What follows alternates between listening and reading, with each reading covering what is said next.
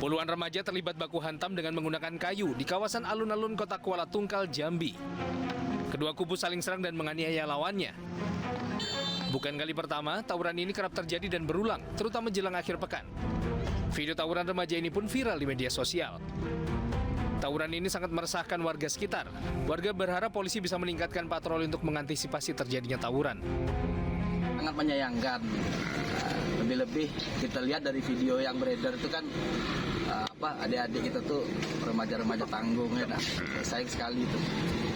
Lagi pula itu sangat mengganggu rasanya dengan kita yang stay di sini tuh kayak apa ya? Ada rasa ketakutan juga kalau itu terus berulang kan. Kayaknya ini ada beberapa kali sering terjadi yang seperti itu.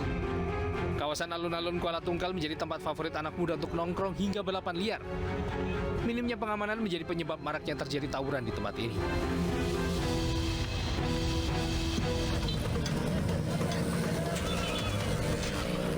Belasan pebalap liar yang masih di bawah umur ini nekat melewati pagar kayu yang dipasang petugas kepolisian Polsek Uara Selatan, Kota Palopo, Sulawesi Selatan. Aksi balap liar dibubarkan petugas karena meresahkan dan membahayakan pengguna jalan lain. Proses pembubaran dilakukan dengan menutup pintu jalur utama terminal baru yang dijadikan sebagai arena balap. Razia tersebut berhasil menjaring 20 sepeda motor. Sebagai efek jerah, para pelaku diminta mengempeskan ban lalu mendorong ke Mapolsek Kuara Selatan. Jalur masuk di Songka di terminal itu, informasi dari masyarakat bahwa sudah beberapa hari dilaksanakan anak-anak kita yang melakukan balapan liar. Untuk saat ini kami mengambil langkah-langkah untuk menindaklanjuti laporan dari masyarakat terkait dengan masalah balapan liar. Namun saat ini kami ambil tindakan untuk sementara dalam tahap pembinaan. Kepolisian menegaskan jika kembali tertangkap, pelaku akan ditindak tegas dengan sanksi penahanan motor dan tilang.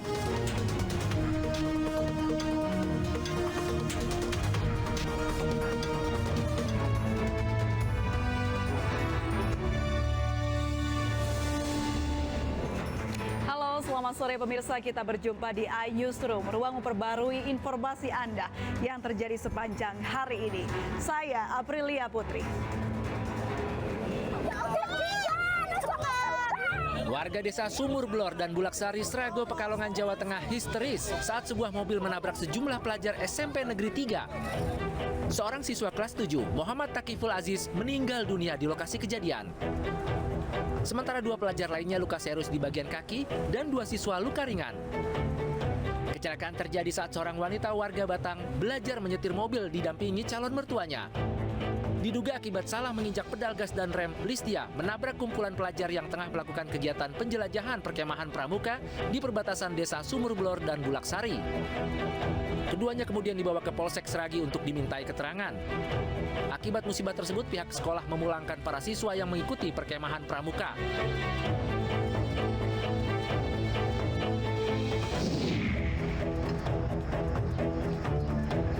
Pasangan suami istri ditemukan tewas di dalam rumahnya di Kelurahan Arale, Mamasa, Sulawesi Barat. Sedangkan salah satu anak korban kritis dengan luka di kepala. Kerabat korban yang datang ke lokasi histeris mengetahui Pak Sutri ini tewas mengenaskan. Salah satu anak korban yang lolos dari maut mengatakan mendengar suara rintihan adiknya hingga langsung datang ke lokasi dan mendapati keluarganya bersimbah darah. Satu keluarga ini diduga menjadi korban perampokan yang menyatroni rumah mereka. Uang tunai hasil usaha sebesar 14 juta rupiah yang disimpan di rumah korban raib. Aparat Polres Mamasa yang datang ke lokasi langsung mengolah tempat kejadian perkara dan mengevakuasi korban.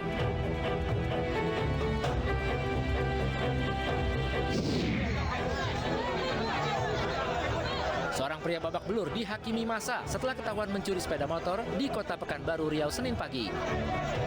Sempat terjadi kejar-kejaran antara warga dan 2 pelaku yang berusaha melarikan diri usai mencuri sepeda motor. Pengejaran berlangsung hingga 1 km sampai salah satu pelaku berhasil diamankan dan dihakimi warga. Sedangkan seorang pelaku lainnya melarikan diri. Pelaku kemudian digiring ke kantor Polsek Tampan. Pelaku curanmor ini menggunakan modus berpura-pura sebagai pembeli sepeda motor. Alih-alih mencoba kendaraan, para pelaku langsung kabur tanpa melakukan transaksi jual-beli.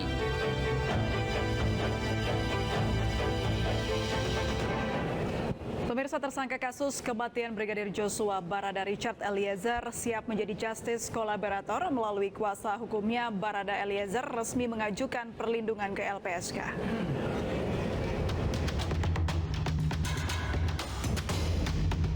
Barada Richard Eliezer akhirnya menyatakan siap membantu mengungkap kasus kematian Brigadir Joshua dengan menjadi justice kolaborator. Kuasa hukum tersangka kasus kematian Brigadir J Senin siang datang ke kantor Lembaga Perlindungan Saksi dan Korban untuk mengajukan perlindungan sebagai saksi dan menjadi justice kolaborator. Kuasa hukum Barada Eliezer, Deoli Payumara, menegaskan kliennya siap memberikan keterangan yang sebenarnya guna mengungkap kasus yang menjadi sorotan masyarakat ini, termasuk mengungkap nama siapa aktor utama yang berada di balik dugaan pembunuhan berencana Brigadir Joshua.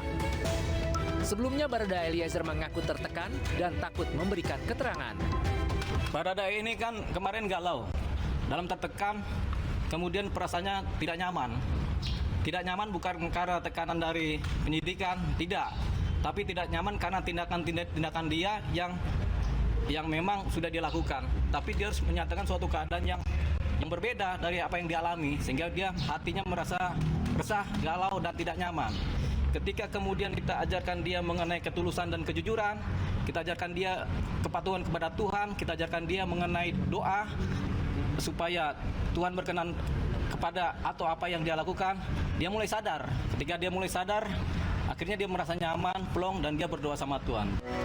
Sementara terkait dengan pernyataan Barada E yang menyebut tidak ada tembak-menembak dalam kematian Brigadir Joshua, Deoli Payumara menyatakan hal tersebut merupakan ranah penyidik Bareskrim Polri.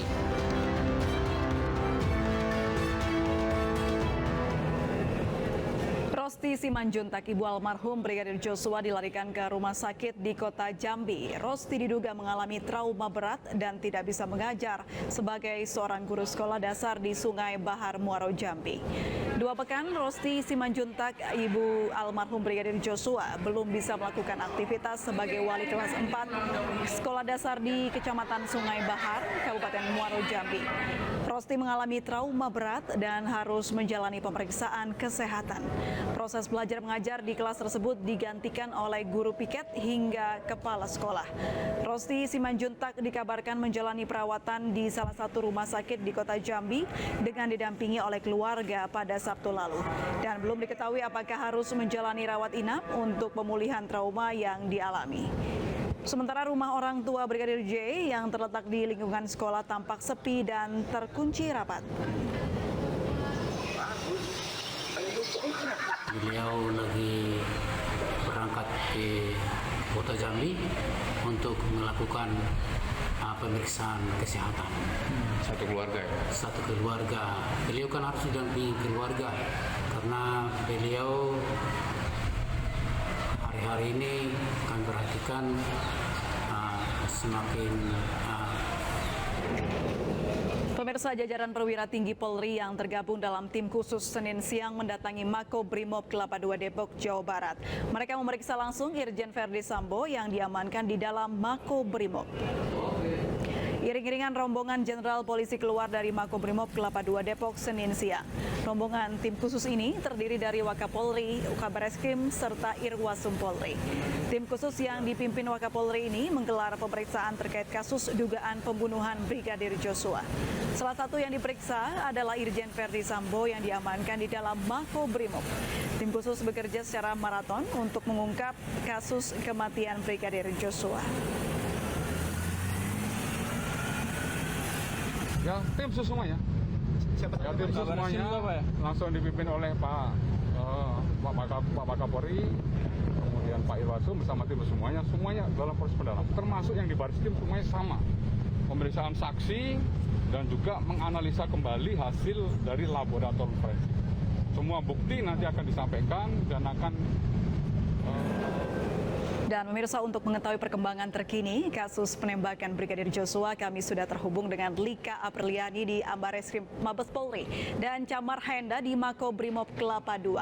Kita ke Camar terlebih dahulu. Selamat sore Camar, bagaimana situasi terkini di Makobrimob Kelapa II Depok? Ya baik, selamat sore pemirsa dan juga April. Saat ini untuk situasi sore hari di Makobrimob Kelapa II Depok ini masih terpantau. Kami melihat ada sejumlah pengamanan yang dilakukan oleh petugas. Di antaranya ada 1 mobil taktis, kemudian juga ada 4 motor dan juga ada sejumlah petugas yang dilengkapi dengan senjata laras panjang. Ini untuk melakukan pengamanan di depan pintu masuk menuju ke Makobrimob.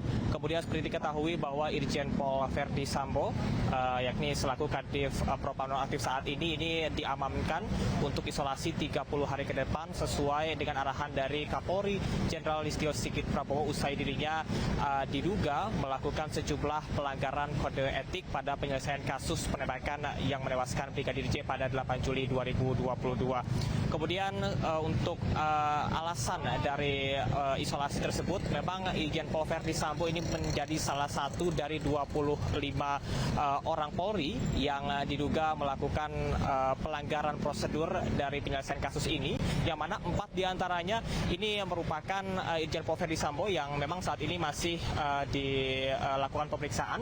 Tadi pihak dari Wakapolri beserta dengan sejumlah petugas yang ada, baik juga tim khusus, ini melakukan pemeriksaan terhadap Irjen Pol Verdi Sambo dan juga dilakukan pemeriksaan kepada barang-barang bukti ataupun juga laboratorium forensik yang memang nantinya akan melengkapi dari penyelesaian kasus ini.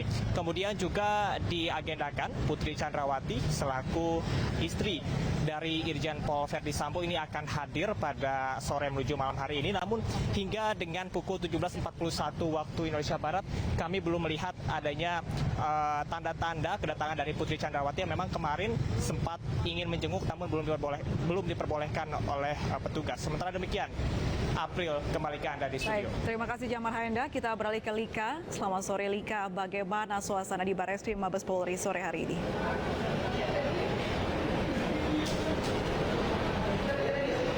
Ya baik April dan juga pemirsa, untuk suasana di Barreskrim Mabes Polri saat ini kami dan juga tim pihak media ini masih menunggu update terbaru terkait kasus polisi tembak polisi yang menewaskan Brigadir J. Sebelumnya sudah ditetapkan tersangka baru, yaitu 1 tersangka baru yaitu Brigadir Ricky Rizal atau Brigadir RR yang menjadi tersangka terhitung sejak Minggu 6 Agustus 2022, di mana Brigadir RR ini disangkakan dengan pasal 340 KUHP tentang pembunuhan berencana yang dapat ditindak pidana 20 tahun penjara ataupun sampai dengan tindak pidana mati. Di mana Direktur Tindak Pidana Umum Barreskrim Brigjen Andi Rian Jajadi menyampaikan bahwa ada 2 buah alat bukti yang sudah cukup untuk menjadikan Brigadir RR ini menjadi tersangka. Namun apa saja alat bukti tersebut serta peran yang dilakukan Brigadir RR sehingga menjadi tersangka, kami masih menunggu informasi selanjutnya dari Barreskrim Polri. Sementara untuk tautan dari Menko Polhukam Mahfud MD ini menyampaikan di Komplek Istana baru saja bahwa beliau menyampaikan sudah ada 3 tersangka, namun kepolisian ini masih mengkonfirmasi bahwa hanya 2 tersangka yang saat ini yaitu Baradae dan juga Brigadir RE. Kami sempat mengkonfirmasi kepada Kabarreskrim yaitu Komjen Anggus Andrianto bahwa beliau membalas pesan melalui teks menyampaikan bahwa hal tersebut akan diekspos pada esok hari yaitu Selasa 9 Agustus 2022. Untuk itu kami akan terus memberikan update terbaru terkait kasus Brigadir J ini kepada Anda. Sementara itu, April kembali ke Anda. Baik, terima kasih Lika Apriliani dan juga sebelumnya Camar Haenda. Selamat bertugas kembali rekan-rekan. Pemirsa, Komnas HAM mulai dalami dugaan adanya kekerasan seksual dalam kasus penembakan Brigadir Joshua yang dilaporkan istri Verdi Sambo. Komnas HAM menggandeng Komnas Perempuan akan menggali informasi dari sejumlah saksi dan pelapor termasuk Putri Chandrawati, istri mantan Kadif Propam Polri Irjen Verdi Sambo. Baik, sampaikan bahwa tadi kita berdiskusi dengan Komnas Perempuan dan menyepakati untuk meminta dukungan dari Komnas Perempuan terkait penyelidikan dan pendalaman ya, terhadap kasus dugaan kekerasan seksual yang terjadi atau menimpa Ibu PC. Untuk langkah-langkah selanjutnya, karena kami melihat sudah ada kemungkinan bahwa mungkin kami sudah akan bisa nanti meminta keterangan dari Ibu PC untuk melengkapi penyelidikan kami, maka supaya agenda atau tindakan ini atau langkah ini lebih profesional, maka kami memutuskan lebih baik kalau kemudian kita juga mempercayakan Komnas Perempuan yang memang ranahnya ya, di dalam isu kekerasan seksual, lebih spesifik lagi isu perempuan. Pelibatan Komnas Perempuan dalam proses penanganan kasus Brigadir J ini adalah kebutuhan Komnas HAM. Untuk apa? Membuat terangnya peristiwa. Karena peristiwa ini ada soal pengaduan soal pembunuhan, ada juga pengaduan soal kekerasan seksual. Seperti tadi dijelaskan oleh Pak Tovan, teman-teman Komnas Perempuan jauh memiliki pengalaman yang lebih panjang. Makanya kami juga libatkan teman-teman Komnas Perempuan. Karena itu yang menjadi mandat paling utama kami adalah memastikan bahwa berbagai hak yang dimiliki oleh pelapor, dalam hal ini pelapor korban, itu bisa terselenggara. Nah, bagaimana prosesnya berjalan dari proses pengaduan dan proses hukumnya, saya pikir itu lebih penting untuk ditanyakan kepada pihak kepolisian. Saat ini bersama dengan Komnas HAM, kita tentunya akan mendukung upaya untuk memperoleh informasi-informasi yang memang dibutuhkan di dalam proses pemeriksaan oleh Komnas HAM. Pemirsa, Kepala Staf Kepresidenan Muldoko menyatakan bahwa sikap Presiden Joko Widodo atas kasus Brigadir Joshua tetap sama, yakni untuk tuntaskan secara terbuka. Muldoko juga menambahkan Kapolri sudah menjadikan perintah Presiden sebagai pedoman untuk selesaikan kasus. Ya, intinya suaranya nggak berubah bahwa perintah Presiden terhadap kasus ini supaya dituntaskan secara transparan, terbuka, agar tidak terjadi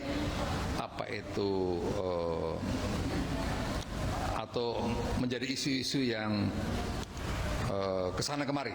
Jadi sudah jelas perintah Presiden. Kapolri sudah memedomani petunjuk Presiden. Pemirsa, mobil pickup pembawa rombongan hajatan masuk jurang di Ciamis, Jawa Barat. 8 orang tewas. Kami kembali usai jeda berikut ini.